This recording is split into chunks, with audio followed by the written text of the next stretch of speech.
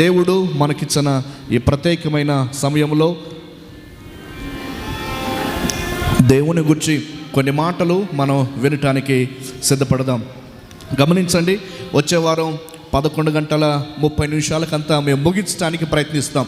ఎందుకు అంటే ఎండ చాలా ఎక్కువగా ఉంటుంది కాబట్టి పోయేటప్పటికి కాస్త ఇబ్బందిగా లేకుండా ఉంటుందన్న ఉద్దేశం చేత ప్రతి సంవత్సరం అలాగే కార్యక్రమాలు నిర్వహిస్తూ ఉంటాం. ఈ సంవత్సరం కూడా అందులో మినహాయింపు ఏం లేకుండా త్వరగా ముగించడానికి మేము ప్రయత్నిస్తూ ఉన్నాం. దూరం నుండి వస్తూ ఉంటారు కాబట్టి వారి ప్రయాణాలు క్షేమంగా వెళ్ళటానికి దేవుడు అనుకూలంగా సమయాన్ని కలిగించాలనే ఉద్దేశం చేత మేము ప్రయత్నిస్తూ ఉన్నాం.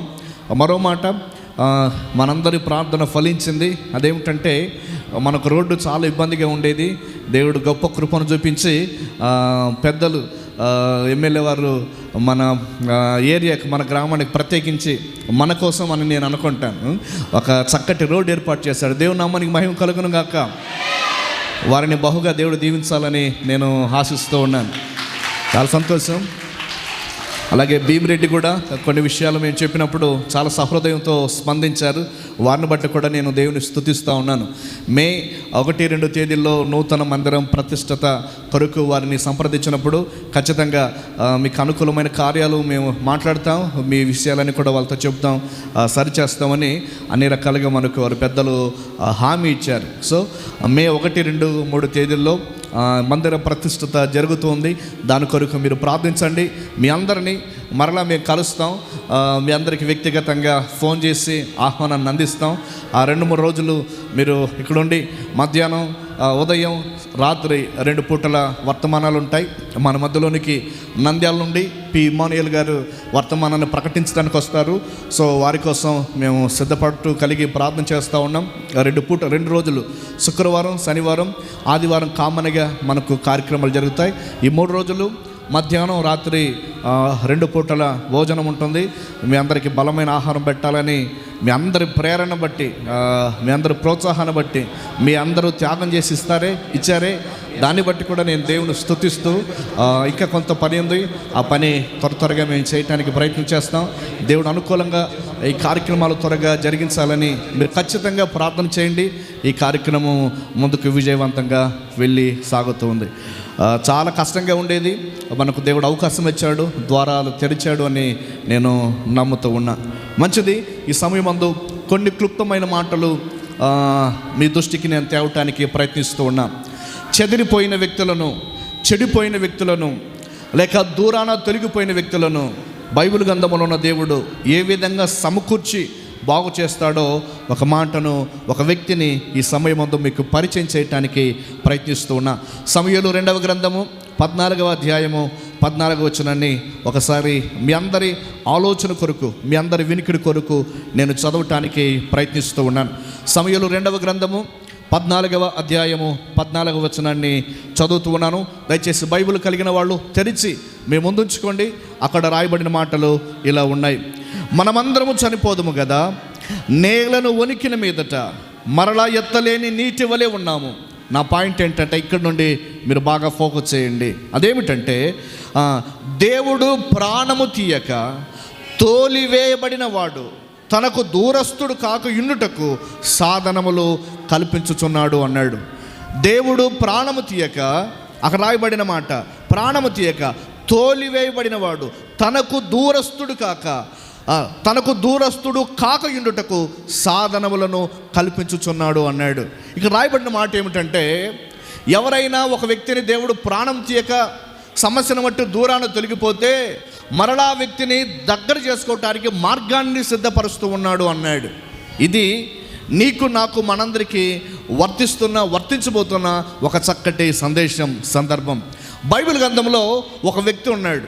ఆ వ్యక్తిని కుటుంబం ప్రేమించలేదు, ఆత్మీయ అన్నదమ్ములు ప్రేమించలేదు, తల్లిదండ్రులు అన్నదమ్ములు వెలివేస్తూ ఉంటే ఏమనలేకపోయారు. ఇది అతని చరిత్ర. బైబిల్ గ్రంథంలో అతడు మనకు కనిపిస్తాడు. న్యాయాధిపతుల గ్రంథం 11వ అధ్యాయాన్ని మనం చూద్దాం. న్యాయాధిపతుల గ్రంథం 11వ అధ్యాయంలో ఒక వ్యక్తి మనకు కనిపిస్తాడు. ఆ వ్యక్తి జీవితాన్ని గురించి ఈ సమయమందు కొన్ని క్లుప్తమైన మాటలు మేము ముందుంచడానికి నేను ప్రయత్నిస్తూ ఉన్నా. న్యాయాధిపతుల గ్రంథం 11వ అధ్యాయము 1వ వచనంలో ఈ మాట ఇలా రాయబడింది. గిలాదు వాడైన యెఫ్తా పరాక్రమం గల బలాఢ్యుడు అన్నాడు. గిలాదు వాడైన యెఫ్తాను గురించి లేఖనం పరిచయం చేసింది ఏమిటి అంటే పరాక్రమం కలిగిన బలాఢ్యుడు. ఎవరండి ఇతడు? ఇశ్రాయేలీల న్యాయాధిపతి. ఇశ్రాయేలీలకు ఎంతమంది న్యాయాధిపతులు ఉన్నారండి? బైబిల్ గ్రంథంలో, న్యాయాధిపతుల గ్రంథంలో ఇశ్రాయేలీలకు ఎంతమంది న్యాయాధిపతులు ఉన్నారు? గట్టిగా 13 మంది న్యాయాధిపతులు మనకు కనిపిస్తారు. ఒత్నీయేలు లాంటి అక్కడ నుండి స్టార్ట్ చేసి సంసోను, సమూయేలు వరకు అక్కడ దాకా వెళ్ళిపోతే న్యాయాధిపతులు అంతా కనిపిస్తారు. ఒక వ్యక్తిని గురించి లేఖను సెలవిచ్చింది, అతడు పరాక్రమం కలిగిన బలవంతుడు. ఎవరైనా పరాక్రమం కలిగిన బలవంతుడు యెఫ్తా. అయితే అతడు వేశ్య కుమారుడు అన్నాడు. వాళ్ళ తల్లి ఎవరంట? వేశ్య. ఎంత పరాక్రమం కలిగిన బలవంతుడైనా ఒకసారి బ్యాక్గ్రౌండ్ చూస్తాడు. ఎవడురా వీడు, ఏంటి ఇంత బలవంతుడై ఉండొచ్చు కానీ నీ పుట్టు పూర్వత్రాలు ఏంటి? మన భారతదేశంలో చెప్పాలంటే పొలం బాగా చూస్తాం అనమాట. అంతగా మంచి నాయకత్వం ఉన్నా, మంచి కెపాసిటీ ఉన్నా, అనర్గళంగా ఇంగ్లీష్, హిందీ, మలయాళం, తమిళ అన్నీ మాట్లాడినా మనోడేనా అనుకున్నా. నేనేమంటారంటే ప్రపంచంలో ఉన్న ప్రతి వ్యక్తి, మరలా గుర్తు చేస్తున్నా, ప్రపంచంలో ఉన్న ప్రతి వ్యక్తి, ఏ వ్యక్తి అయినా సరే మనమందరూ కూడా దేవుని పిల్లలే. నువ్వు కులాన్ని బట్టో మతాన్ని బట్టో మనిషిని ప్రేమిస్తే నీవు అక్కడ దాకే ప్రేమిస్తావు. అక్కడి నుండి బయటకు వస్తే మానవత ఏంటో నీకు అర్థమవుతుంది. కాబట్టి అక్కడి నుండి బయటకు రావటానికి మనం రాగలిగితే, సో ఈ వ్యక్తి కూడా పరాక్రమం కలిగిన బలవంతుడు కానీ వేశ్య కుమారుడు. వాళ్ళ నాన్నకి ఇంకో భార్య ఉంది, వేశ్యను పెళ్లి చేసుకున్నాడు. వేశ్యను పెళ్లి చేసుకున్నందుకు వేశ్యకు పుట్టిన కుమారుడు యెఫ్తా. మంచి బలవంతుడు, మంచి పరాక్రమం కలిగిన బలవంతుడు కానీ వేశ్య కుమారుడు. ఎలా ఉంటుంది పరిస్థితి? ఎలా ఉంటుంది ఊహించండి. నీ తల్లి సరైనది అయితే నువ్వు సరైన వాడిగా బ్రతికేవాడు. నీ తల్లే చెడిపోయింది, నీ తల్లే చింపిని ఇసురాకులో ఉండేది, నీ తల్లే క్యారెక్టర్లెస్ పర్సన్. నీవు మాకు చెప్పేది ఏంటి? అంటామా అనమా? చెప్పండి, అంటామా అనమా? ఖచ్చితంగా. సో ఇక్కడ కూడా అదే సమస్య కనిపిస్తూ ఉంది. అతడు వేశ్య కుమారుడు, గిలాదు యెఫ్తాను కనెను, అతని భార్య అతనికి, అంటే ఇంకో భార్య అతనికి కుమారులు కనగా వారు పెద్దవారైన తర్వాత వాళ్ళ యెఫ్తాతో అన్నారు. ఏమన్నారు తెలుసా? నీవు అన్య స్త్రీకి పుట్టిన వ్యక్తివి. యెఫ్తా వాళ్ళ నాన్న గిలాదు వేశ్యని పెళ్లి చేసుకున్నాడు కదా. వేశ్యని పెళ్లి చేసుకున్న తర్వాత యెఫ్తా పుట్టాడు. ఆమెను పెళ్లి చేసుకున్న తర్వాత ఇంకొక ఆమెను భార్యను చేసుకున్నాడు. భార్యను చేసుకున్న తర్వాత ఈ భార్యకి పుట్టిన పిల్లలు ఉన్నారే, ఈ భార్యకి పుట్టిన పిల్లలు వేశ్యకి పుట్టిన కొడుకుని ఏమన్నారంటే, నీవు అన్య స్త్రీకి పుట్టిన వ్యక్తివి, నీవు ఎవరు, నీవు వేశ్యకు పుట్టిన వ్యక్తివి, మా ఇంట్లో నీకు స్థలం లేదు అన్నాడు. ఏమన్నారు? అక్కడ చెప్తా ఉన్నాడు. అక్కడ ఏమన్నారంటే, నీవు అన్య స్త్రీకి పుట్టినవాడు కనుక మన తండ్రి ఇంట నీకు స్వాస్థ్యం లేదు అన్నాడు. మాకున్న ఆస్తులు ఉన్నాయే, మాకు భాగాలు వస్తూ ఉన్నాయో, నీకు చిల్లి గవ్వ కూడా మేమేమో. ఎందుకో తెలుసా? నీవు తల్లికి పుట్టినవాడు కాదు, మీ అమ్మ వేశ్య, మీ అమ్మ జీవితాన్ని పంచుకునింది. ఒక మాట చెప్పాలంటే మీ అమ్మ బజారు మనిషి. అలాంటి వ్యక్తికి నీవు పుట్టావు. మా నాన్నకు తెలివి లేక చేసుకున్నాడు కానీ అన్నట్టు మాట్లాడేవాళ్ళేమో. అతడు పరాక్రమం కలిగిన బలవంతుడు కానీ ఇంటిలోనే చిన్న చూపు కనిపిస్తూ ఉంది. అతడు పరాక్రమం కలిగిన బలవంతుడు, తల్లిని బట్టి అవమానాన్ని పొందుతూ ఉన్నాడు. అతడు పరాక్రమం కలిగిన బలవంతుడు, తండ్రి ఇంట ఆస్తులు పాస్తులు ఏవి కూడా లేవు. ఎలా ఉంటుంది మనసు చెప్పండి? కృంగిపోయి ఉంటాడు, బాధపడుతూ ఉంటాడు, ఏడుస్తూ ఉంటాడు. ఇది యెఫ్తా జీవితం. ఈ మధ్యాహ్న కాల సమయంలో ప్రియ సోదరి సోదరుడా, నిన్ను కూడా నీ వాళ్ళే వెలివేస్తూ ఉన్నారా? నిన్ను నీ వాళ్ళే తృణీకరిస్తూ ఉన్నారా? స్వంత ఒకే తండ్రి తల్లులు వేరే, ఒకే తండ్రి తల్లులు వేరు. ఒక తల్లికి పుట్టిన పిల్లలు, మరో తల్లికి పుట్టిన పిల్లలు కుమారుని, నీవెవరు, నీ నీ జీవితం ఏంటి అని అతన్ని ప్రశ్నిస్తూ ఉన్నారు. నీ వేశ్యకు పుట్టినవాడు, నీ తల్లి వేశ్య అని చిన్న చూపు చూస్తూ ఉన్నారు ఆ వ్యక్తిని. ఈ మధ్యాహ్న కాల సమయంలో ప్రియ సోదరి సోదరుడా, సమాజం నిన్ను అలా చిన్న చూపు చూస్తుందేమో. నీవెంత, నీ జాతి ఎంత, నీ కులం ఎంత అనుకుంటా. నాకు ఆ పదాలు రాకూడదు, కానీ కొన్ని కాన్సెప్ట్లు అర్థం కావటానికి ఆ పదాన్ని ఉపయోగిస్తూ ఉన్నాను. నేను ఇలా గుర్తు చేస్తా, సమాజం అలా నిన్ను తృణీకరిస్తుందేమో, సమాజం నిన్ను అలా వెలివేసిందేమో, సమాజం నిన్ను అలా దూరం పెట్టిందేమో.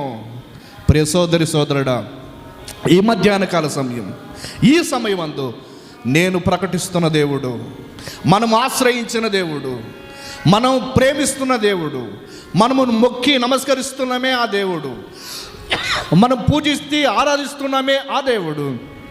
ఆయన నీ కులాన్ని కానీ, నీ మతాన్ని కానీ, నీ బ్యాక్గ్రౌండ్ కానీ ఏమాత్రం చూడడు.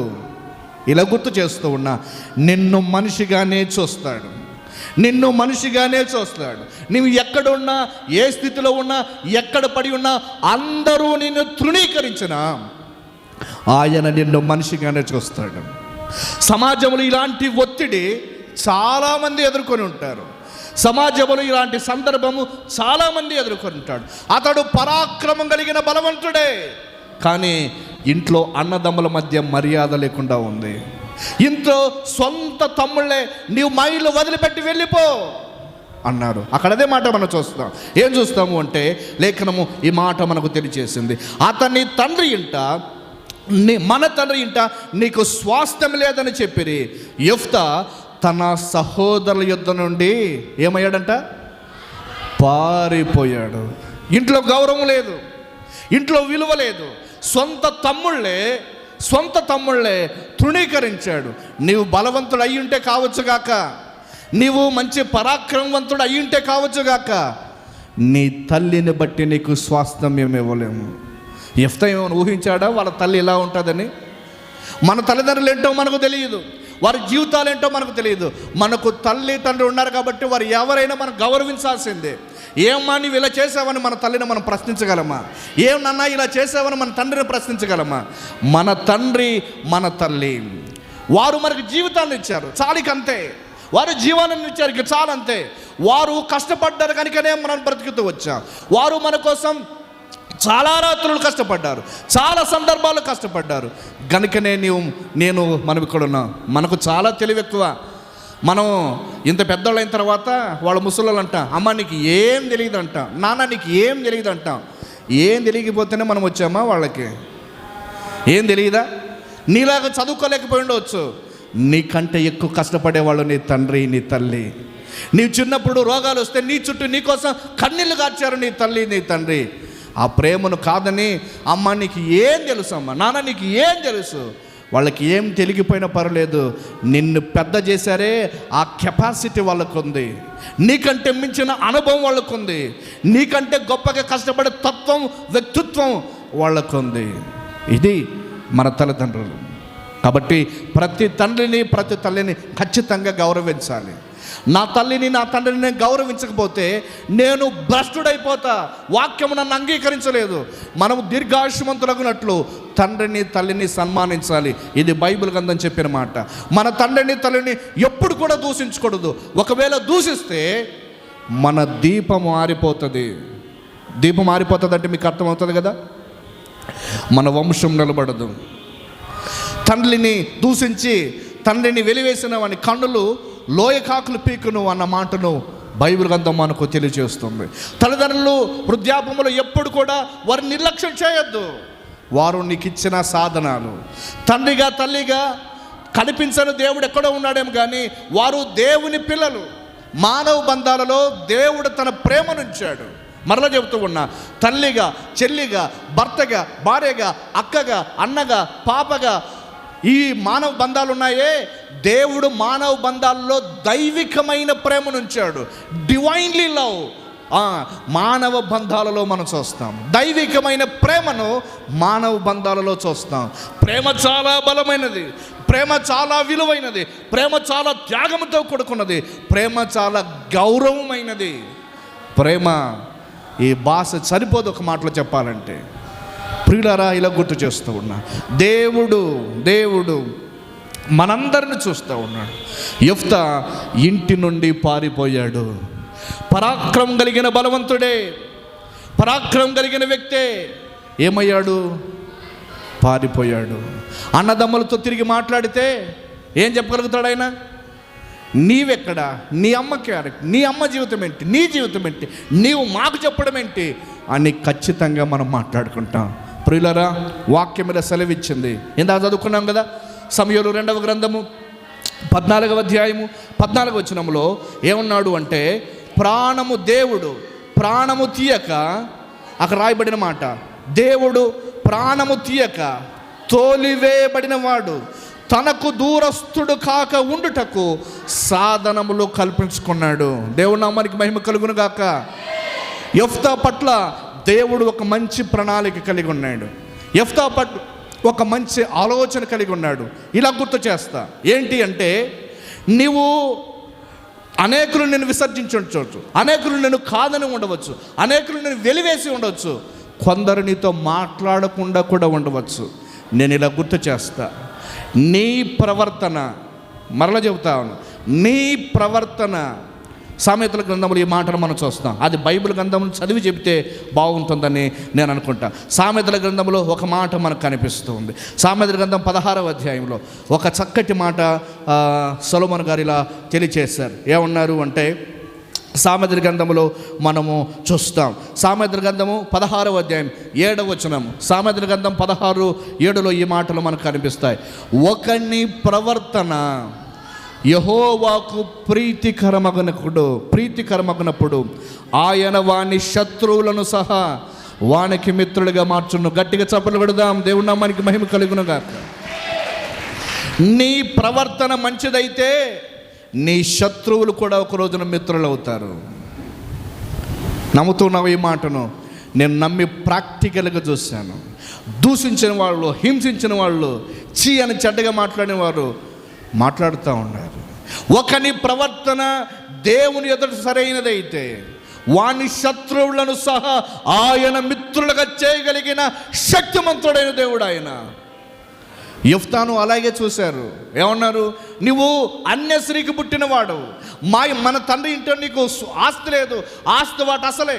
ఇప్పుడు ఇద్దరు భార్యలు ఉంటే ఆ పెద్ద భార్యకు ఒకరు, చిన్న భార్యకు ఒకరు పుట్టారనుకోండి, ఆస్తి సమానంగా పంచుతారా? ఒక్కరికే ఇస్తారా? ఇద్దరికి సమానంగా పంచుతారు కదా. ఆ భార్యకి ఎంత వస్తుందో కొడుకు వస్తుంది, ఈ భార్య కొడుకు ఎంత వస్తుంది. కానీ వీళ్ళు ఏం చేశారంటే, నువ్వు వేశ్యకు పుట్టావన్నందుకు, వేశ్య మీ అమ్మ కాబట్టి నీకు ఆస్తి వాటేయమన్నారు మన భాషలో చెప్పాలంటే. అందుకనే ఇట్లాంటి అన్నదమ్ములతో బ్రతికేదానికంటే దూరం పోయి బ్రతికేది మేలు అనుకున్నాడు ఈ వ్యక్తి. అందుకనే వేరే దేశానికి వెళ్ళి బ్రతకటానికి ఇష్టపడ్డాడు, వేరే దేశానికి వెళ్ళి బ్రతికాడు. యెఫ్తా పరాక్రమం కలిగిన బలవంతుడు, కానీ దేవుణ్ణి విడిచిపెట్టిన వాడు కాదు. దేవుని నామానికి మహిమ కలుగును గాక. అది యెఫ్తా జీవితంలో మనం చూస్తాం. నేను అంటాను, అనేకులను వెలివేసి ఉండవచ్చు, అనేకులను విసర్జించి ఉండవచ్చు, కానీ నీ ప్రవర్తన దేవుని ఎదుట సరైనదైతే, నీ ప్రవర్తన దేవుని ఎదుట సరైనదైతే, మరలా ఎందుకు ఈ మాటను ఫోకస్ చేసి ట్రెస్ చేసి చెప్తా ఉన్నానంటే, ఒకని ప్రవర్తన దేవునికి ప్రీతికరమైనప్పుడు మన శత్రువులను సహా ఆయన మిత్రులుగా చేయగలిగిన వాడు. వెలివేయబడ్డాడు, త్రోసివేయబడ్డాడు. వాక్యములు సెలవిచ్చింది, విసర్జింపబడిన రాయి. 118వ కీర్తనలో మనము ఆ మాటను మనం చూస్తాం. విసర్జింపబడిన రాయి, మూలకు తలరాయి, నిషేధించబడిన రాయి. 118వ కీర్తన 22వ వచనంలో ఈ మాట ఇలా కనిపిస్తుంది. ఇల్లు కట్టువారు నిషేధించిన రాయి, మూలకు తలరాయి ఆయను. ఈ రాయా ఇది బాగలేదు, ఈ రాయా ఇది బాగలేదు అని ఒక ఆయన అన్నీ చూశాడంట. ఇక ఒక చోట మూలు పెట్టాల్సి వచ్చింది. అంత తీసి పాడేసామే, అరే ఆ రాయిని పట్టుకోరా, ఒకసారి బాగా దాన్ని చెక్కి దీనికి సెట్ అవుతుంది అని అక్కడ పెట్టినట్టు. ఏది విసర్జించబడిన రాయి, ఇల్లు కట్టువారు నిషేధించిన రాయి, మూలకు తలరాయి ఆయను అన్నట్టు. యెఫ్తాను విసర్జించారు, యెఫ్తాను తీసి పాడేశారు, కానీ యెఫ్తా దేవునికి దూరం కాలే. వాళ్ళ అన్నలు దూరం, వాళ్ళ తమ్ముళ్ళు దూరం చేసుకున్నారేమో, వారి రక్తం వారిని దూరం చేసుకున్నారేమో, కానీ యెఫ్తా దేవునికి దూరం కాలేదు. అందుకనే ప్రాణము తీయక తోలివేయబడిన మనుషుని మరలా సమకూర్చుటకు సాధనాలు కల్పించుచున్నాడు అన్న మాటను మనం చూస్తాం. యెఫ్తా అన్నదమ్ములకు దూరం అయ్యాడు, కానీ దేవుని ప్రణాళికలో యెఫ్తా జీవించాడు. యెఫ్తా దేవుని ప్రణాళిక ఎలా జీవించాడంటే లేఖనం మనకు చూస్తాం. రండి ఆ భాగాలు చెప్పి నేను ముగింపులోనికి తీసుకురావడానికి ప్రయత్నిస్తున్నా. న్యాయాధిపతుల గ్రంథం 11వ అధ్యాయాన్ని మరలా మనం చూద్దాం. కొంతకాలమైన తర్వాత న్యాయాధిపతుల గ్రంథం 11వ అధ్యాయం 4వ వచనం. యెఫ్తా అన్నదమ్ములకు దూరం అయ్యాడు, కానీ దేవుని ప్రణాళికలో యెఫ్తా ఉన్నాడు. దేవుని ప్రణాళికలో యెఫ్తా ఉన్నందుకు కొంతకాలం దేవుని ప్రణాళిక, దేవుడు యెఫ్తా పట్ల కలిగిన ప్రణాళిక ఇక్కడ నెరవేర్చినట్టుగా మనం చూస్తాం. ఏమిటి అంటే న్యాయాధిపతుల గ్రంథం 11వ అధ్యాయం 4వ వచనాన్ని మనం చూద్దాం. కొంతకాలమైన తర్వాత అమ్మోనీయులు ఇశ్రాయేలీయులతో యుద్ధము చేయగా, అమ్మోనీయులు ఇశ్రాయేలుతో యుద్ధం చేసినందున గిలాదు పెద్దలు టోబు దేశము నుండి యెఫ్తాను రప్పించుటకు పోయి, నీవు వచ్చి మాకు అధిపతివయ్యుండుము, అప్పుడు మేము అమ్మోనీయులతో యుద్ధం చేయుదుమని యెఫ్తాతో చెప్పిరి. ఏ వ్యక్తులైతే పారదోరారో, ఏ వ్యక్తులైతే యెఫ్తా నీ వేశ్యకు పుట్టినవాడు, అన్య స్త్రీకి పుట్టినవాడు అని యెఫ్తాను బయటికి పెట్టారే, వాళ్ళ కాదు, వాళ్ళకంటే పెద్దలు వచ్చారు. ఇప్పుడు వాళ్ళకంటే పెద్దలు వచ్చి, యెఫ్తా నువ్వు మాకు కావలసిన వ్యక్తివి, మాతో అమ్మోనీయులు యుద్ధం చేస్తూ ఉన్నారు, ఆ యుద్ధంలో మమ్మల్ని ఓడిపించాలంటే, ఆ యుద్ధంలో మమ్మల్ని గెలిపించాలంటే, ఆ యుద్ధంలో వారిని ఓడించాలంటే నీవు మాకు కావాలి, నీ సహాయం మాకు కావాలని. ఎవరండి? తోలివేసిన వాళ్ళే, వారికి మించిన పెద్దలు వెళ్ళి, వారికంటే పెద్దలు వెళ్ళి, యెఫ్తా నీవు దగ్గరికి రా, మా దగ్గరికి రా, నీవు వచ్చి మాకు విజయాన్ని అందించు. ఇది దేవుడు మనందరి పట్ల కలిగిన ఒక ఉన్నతమైన ప్రణాళిక. దేవుని నామానికి మహిమ కలిగిన గాక. హల్లెలూయా. చెడిపోయాను అని, ఎవరు నన్ను పట్టించుకోలేదు అని, నా బాధను ఎవరు అర్థం చేసుకునేవారు లేరని ఒకవేళ నీవు అనుకుంటూ ఉన్నావేమో, సోదరుడా, నీవు ఆగి ఆలోచించు. నీవు నమ్మగలిగితే, ఈ దేవుడిని విశ్వసించగలిగితే, ఈ దేవునికి నీ జీవితాన్ని అప్పగించగలిగితే, ఈ దేవుడేంటో తన కార్యాన్ని నీ జీవితంలో చేయటానికి ఇష్టపడతాడు. దూరంగా ప్రాణం తీయక దూరంగా తొలగి వ్యక్తిని రప్పించడానికి సాధనాలు కల్పించాడు. యెఫ్తా పట్ల దేవుడు ఒక ఉన్నతమైన ప్రణాళిక కలిగి ఉన్నాడు కనుకనే దూరమైన యెఫ్తాను పెద్దల దగ్గరికి మరలా పంపించి యెఫ్తాను తీసుకొచ్చారు. అయ్యా నువ్వు రావాలి, నువ్వు వచ్చి మాతో యుద్ధం చేయాలి. బైబిల్ గ్రంథం ఒక మాట సెలవిచ్చింది. యెషయా గ్రంథం 60వ అధ్యాయం ఆఖరి వచనంలో ఈ మాట కనిపిస్తుంది. ఆ భాగాన్ని ఒకసారి మనం చూద్దాం. బైబిల్ గ్రంథంలో చక్కటి మాట దేవుడు మనందరి కొరకు రాసి ఉంచాడు. యెషయా గ్రంథం 60వ అధ్యాయము 22వ వచనం. వారిలో ఒంటరివాడు 1000 మందగును, ఎన్నిక లేనివాడు బలమైన జనమగును. దేవుని నామానికి మహిమ కలుగును గాక. ఎన్నిక లేనివాడిగా ఉన్న యెఫ్తా బలమైన నాయకుడయ్యాడు. ఎన్నిక లేని యెఫ్తా బలమైన నాయకత్వాన్ని వహించడానికి ముందుకొచ్చాడు. కారణం ఏమిటంటే యెఫ్తా పట్ల దేవుడు, యెహోవాను నేను తగిన కాలమున ఈ కార్యము చేయ త్వరపెట్టుదును అన్నాడు. దేవుని నామానికి మహిమ కలుగును గాక.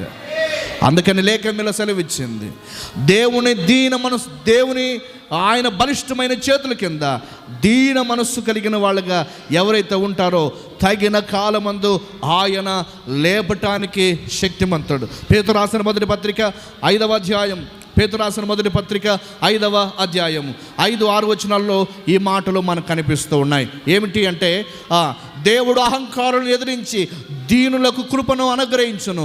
దేవుడు తగిన కాలమందు మిమ్మల్ని హెచ్చించినట్లు ఆయన బలిష్టమైన చేతి కింద దీన మనస్కులై ఉండండి అన్నాడు.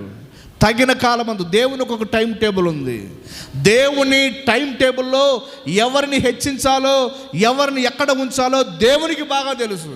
కాబట్టి కాలములు, సమయములు దేవుడు తన స్వాధీనం ఉంచుకుంటాడు. ఒకరోజు తృణీకరింపబడిన వ్యక్తికి కూడా ఒక సమయం వస్తుంది, విసర్జింపబడిన వ్యక్తికి కూడా ఒక సమయం వస్తుంది, కాదు అనుకున్న వ్యక్తి కూడా ఒక రోజున సమయం వస్తుంది. ఆ సమయము అతడే అవసరం వస్తాడు. ఆ సమయం ముందు అతన్నే దేవుడు వాడుకుంటాడు. ఏమరా ఇంతవరకు మనం పట్టించుకోలేదు కదా, ఇప్పుడు పనికొచ్చాడు ఈ వ్యక్తి అనుకుంటా. అప్పుడు అతని కొరకు దేవుడు దాచిన ప్రణాళిక ఒకటి బయటకు వస్తుంది. ఈ మధ్యాహ్న కాల సమయంలో ఇదే చెబుతా. ఏమీ లేదని నిరాశ పడుతున్నావా? దయచేసి నీ ఆశను కోల్పోవద్దు. నీకు ఒక టైం ఉంది. నిన్ను లేపగలిగే టైం ఒకటి ఉంది. నీకు ఒక సమయం దేవుడు ఉంచాడు. ఆ సమయం కొరకు ఎదురు చూడి దీన మనస్కులై ఏ పాపం చేయకుండా చెడ్డ అలవాట్లకు దూరమై చెడ్డ పనులు చేయకుండా యథార్థమైన మంచి మనసుతో నీవు ఉండగలిగితే, యథార్థమైన మంచి నాణ్యమైన జీవితాన్ని నీవు జీవిస్తే, భక్తిని కలిగి జీవిస్తే, నీ జీవితంలో పరిశుద్ధత ఉంటే, వీళ్ళని మోసం చేయకుండా భక్తితో నీవు బ్రతికితే, తగిన కాలమందు ఎక్కడ అవమానం ఉందో, ఎక్కడ ఇబ్బంది పడ్డావో అక్కడే ఈ దేవుడు లేపటానికి సంసిద్ధుడైన వాడు. యెఫ్తాను అదే చేశారు. దూరంగా తొలగిపోయిన యెఫ్తాను పెద్దలు వెళ్ళి, అప్పుడు అన్నదమ్ములు దూరం చేశారు, ఇప్పుడు పెద్దలే వెళ్తూ ఉన్నారు. యెఫ్తా నీవురా, నీవు వచ్చి మాకు సహాయం చేయి, నీవు వచ్చి మాకు సహాయం చేస్తే మనం యుద్ధంలో అమ్మోనీయులను ఓడిస్తాం అని యెఫ్తా. అమ్మోనీయులను ఓడించడమే కాకుండా నీవు మా మీద అధికారివై ఉంటావు, నీవు మా మీద అధికారమై ఉంటావని ఒట్టు చేసి యెఫ్తాను మరలా తీసుకొచ్చారు. ఎవరండి? ఒక వేశ్యకు పుట్టిన వ్యక్తి, అన్యస్త్రీకి పుట్టిన వ్యక్తి, ఇంట్లో తృణీకరింపబడిన వ్యక్తి, స్వాస్థ్యము పొందని వ్యక్తి, పారిపోయిన వ్యక్తి. దేవుడు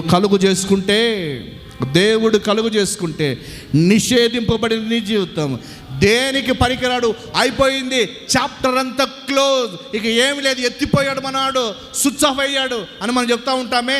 అయిపోయింది, ఇంకా అయిపోయి పెట్టాల్సిందే, ఏమి లేదు, ఇక ఆస్తులు పోయా, అంతస్తులు పోయినా, చివరికి ఆరోగ్యం కూడా పోయింది, చాప్టర్ క్లోజ్కి అయిపోతుంది అనుకుంటూ ఉన్నారే. అక్కడే ఈ దేవుడు స్టార్ట్ చేస్తాడు. అప్పుడు నీ శక్తి కోల్పోయిందేమో, అప్పుడు నీ బలం కోల్పోయిందేమో, దేవుడు తన బలాన్ని ఇస్తాడు. అబ్రహాము జీవితంలో మనం చూస్తాం. శారా ఎలాంటిది తెలుసా? శారా గర్భం మృతతుల్యంగా ఉండిపోయిందంట. అంటే ఇక పిండోత్పత్తి జరగని స్టేజ్ అనమాట ఆమెది. పిండోత్పత్తి జరగని స్టేజ్ ఆమె గర్భం. 90 సంవత్సరాలు అట్లాంటి వృద్ధురాలికి అప్పుడు దేవుడు కలుగు చేసుకున్నాడు. దేవుడు కలుగు చేసుకుంటే ప్రపంచం నివ్వరబోతూ ఉంది. దేవుడు కలుగు చేసుకుంటే మన చుట్టూ ఉన్న వాళ్ళందరూ కూడా షాక్ అయిపోతారు, తేరుకోలేకపోతారు. అవసరమైతే హాస్పిటల్లో కూడా అడ్మిట్ అవుతారు. ఏంటో వచ్చాడంటే మన వాళ్ళు వేసాడనన్నా తట్టుకోలేక బీపీ షుగర్ వచ్చింది, హాస్పిటల్కి వచ్చానంటారు. దేవుడు కలుగు చేసుకుంటే ఎవరైతే మన పైన రాళ్ళు వేశారో, ఎవరైతే మన పైన నిందలు వేశారో వాళ్ళందరూ కూడా సైలెంట్ అవుతారు. ఒక రోజున యెఫ్తాను మరలా తీసుకొచ్చిన తర్వాత వీళ్ళ అన్నల పరిస్థితి చెప్పండి, వీళ్ళ తమ్ముళ్ళ పరిస్థితి ఎలా ఉంటారు? వాళ్ళ తమ్ముళ్ళు ఏ ముఖాన్ని పెట్టుకొని యెఫ్తా నాయకత్వం కింద పనిచేసి ఉంటారు ఒకసారి ఊహించండి. ప్రియ సోదరుడా, దీనంతటికీ ఒక రీజన్, యెఫ్తా దేవుని దగ్గర నమ్మకంగా జీవించాడు. యెఫ్తా దేవుని ఎదుట యథార్థంగా బ్రతికాడు. యెఫ్తా కుటుంబము విసర్జించిందేమో కానీ దేవుని ప్రణాళికలో యెఫ్తా దూరం కాలేదు. దేవుని ప్రణాళికకు దగ్గరగా జీవించాడు. దేవుణ్ణి అదే అధ్యాయంలో మనం చూస్తాం. అయ్యా, నేను ఇదిగో అమ్మోనీయులతో యుద్ధం చేయడానికి పోతే నాకు జయాన్ని ఇస్తావా? జయాన్ని ఇస్తే నేను ఖచ్చితంగా ఎవరు నాకు ముందుగా వస్తారో వారినే బలిగా ఇస్తానని చెప్పాడు. అంటే ఎంత దేవునికి రిలేటెడ్గా, ఎంత దేవునికి సమీపంగా ఉంటే ఆ మాట యెఫ్తా చెప్పగలడు. దీన్ని బట్టి అర్థం చేసుకోగలం ఏమిటి అంటే యెఫ్తా దేవునికి చాలా దగ్గరగా ఉన్నాడు. నేను ముగిస్తూ ఉన్నా. ప్రియ సోదరుడా, తృణీకరించబడిన యెఫ్తా జీవితంలో కార్యాన్ని జరిగించిన దేవుడు, విసర్జింపబడిన యెఫ్తా జీవితంలో కార్యాన్ని జరిగించిన దేవుడు. ఇక నీకు మా ఇంట్లో పాలు లేదు అని సొంత వారే మాట్లాడి హీనంగా చేసిన యెఫ్తా జీవితంలో దేవుడు ఒక కార్యాన్ని చేశాడు. వేశ్యకు పుట్టిన కుమారుడు, నీ తల్లి వేశ్య అని అతను ఎదురుగా అంటే ఆ తల్లిని బట్టి ఎంత ఏడ్చాడో, ఎంత బాధపడ్డాడో. ఇలాంటి వ్యక్తి జీవితంలో దేవుడు కార్యాన్ని జరిగించాడు. ఒక మాట చెప్పనా, నీవు నమ్మగలిగితే దేవుని మహిమను చూస్తావు. గట్టిగా చెప్పరు కూడా, దేవుని నామానికి మహిమ కలుగును. చేదైన వేరు మనలో తీసివేసి అనేకులకు ఆశీర్వాదకరంగా దేవుడు మలచగలుగుతాడు. ఆ దేవుని ఎదుట దీన మనస్కులై, అయ్యా నన్ను నా వారు కాదన్నారు, మా నాన్న నా వాళ్ళని వెలువడుతున్నా ఏమనలేకపోయాడని మనసులో ఎంత బాధపడ్డాడో. పరాక్రమం కలిగిన బలవంతుడే, కొట్టాడంటే అడ్రస్ లేకుండా వాళ్ళు వెళ్ళిపోతారు. కానీ అణుచుకున్నాడు. దేవుడు తగిన కాలమందు నిన్ను నిన్ను నిన్ను నిన్ను నిన్ను హెచ్చించుకున్నట్లుగా ఆయన బలమైన చేతుల కింద మనమందరూ కూడా దీన మనస్కులై ఉండనట్లుగా సమయోచితంగా ఆయనకు లోబడి, నాయనా నా పరిస్థితిని మీరు చూశారు, నాయనా నా స్థితి ఏంటో నీకు తెలుసు, నాకంటే నా స్థితి నీకు బాగా తెలుసు, నేనెవరో నీకు బాగా తెలుసు, నన్ను సరిచేయండి, నన్ను విడిచిపెట్టద్దు అయ్యా.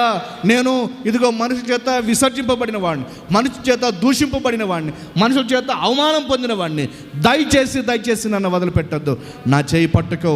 యెఫ్తాను ఆదుకున్న దేవా నన్ను ఆదుకో, యెఫ్తాను నడిపించిన దేవా నన్ను నడిపించు, యెఫ్తా జీవితంలో మీ కార్యాన్ని జరిగించిన దేవా నా జీవితంలో కూడా మీ కార్యాన్ని జరిగించు అని నీవు నమ్మగలిగితే, ప్రాణము తీయక తోలివేయబడిన వ్యక్తిని మరలా సమకూర్చుటకు సాధనాలు కల్పించుకున్నాడు దేవుడు. నీ జీవితము కూడా ఓ శ్రేష్టమైన సాధనాన్ని కల్పించుకొని, ఎక్కడ అవమానపడ్డావో, ఎక్కడ ఇబ్బంది పడ్డావో, ఎక్కడ సమస్యలు లేవో, ఎక్కడ నీరసించావో, ఎక్కడ నాకు అయిపోయింది అనుకున్నావో, అక్కడ నుండి ఈ దేవుడు లేపి ఒక ఉన్నత స్థితిని నీకు అనుగ్రహిస్తాడు. నమ్మి ఆయన బలిష్టమైన చేతుల కింద దీన మనస్కులై ఉండటానికి సిద్ధపడమని ప్రభును బట్టి మనం చేస్తూ ఉన్నాను. అట్టి గొప్ప భాగ్యాన్ని, అట్టి గొప్ప కృపను వాక్యమైన మనందరికీ దేవుడే తన కృపనిచ్చి మహిమ పొందునుగాక. ఆమేన్. చిన్న ప్రార్థన చేద్దాం. ప్రార్థన తర్వాత ఒక చిన్న బర్త్డే ఉంది, ఆ బర్త్డే కార్యక్రమంలోనికి వెళ్ళిపోదాం. మీరు అలాగనే కూర్చోండి, ప్రార్థనలో ఏకీభవించండి. ప్రార్థన చేసుకొని కార్యక్రమాన్ని ముందుకు తీసుకెళ్దాం. చిన్న ప్రార్థన చేద్దాం. అందరూ అలాగే ప్రార్థనలో ఏకీభవించాల్సిందిగా ప్రభును బట్టి మనం చేస్తూ ఉన్నాను. మీరున్న పాటన యెఫ్తా జీవితంలో కార్యాన్ని జరిగించిన దేవుడు మన జీవితంలో, మీ జీవితంలో కార్యం చేయనట్లుగా సిద్ధపడదాం.